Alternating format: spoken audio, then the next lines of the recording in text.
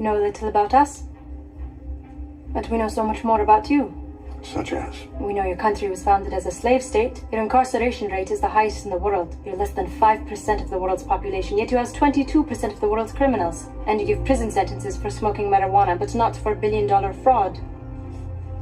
Let he who is without sin cast the first stone. Point taken. I'm just getting started. Your murder rate is astronomical. Of all the civilian-owned handguns in the world, Americans own nearly half. You call yourself the greatest country in the world, yet you allow 500,000 of your people to go homeless. Millions to go without health care. Before you rain righteous indignation down on us for allowing child marriage. Look in your own backyard. Hey y'all, the bill for ending qualified immunity for government officials when they break the law and are a disgrace to their government held position was created for June 2020.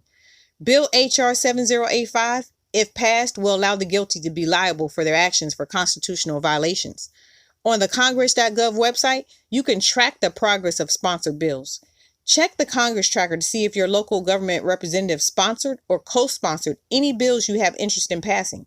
If your local government official hasn't signed on in agreement with a bill in which you have interest in, electronically send them a letter asking their position on said bill.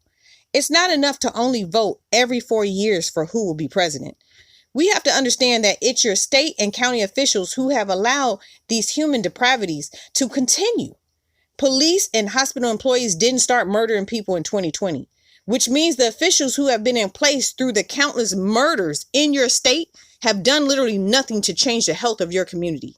If your local representatives, council members, mayors, governors, senators, congresspeople, and judges have been sitting in these seats for years, decades even, then the local officials are the ones we need to uproot out of office to make our communities better. It's not the president's job to delve into state corruption.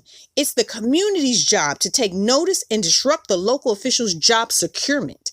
If we never show up to vote for local change, we're allowing the local government deadbeats to receive an undeserved paycheck for killing our communities. If the local officials aren't here for us, then they don't need to hold on to those seats. Review what bills your local officials have actually sponsored and see exactly where their allegiances lie. Is it to help the people or line their pockets with cash from private business opportunity handshakes to secure support for their reelection? In order for us to be made whole, we have to remove the cancers which have infected and corrupted each section of our local government all the way to the federal representatives.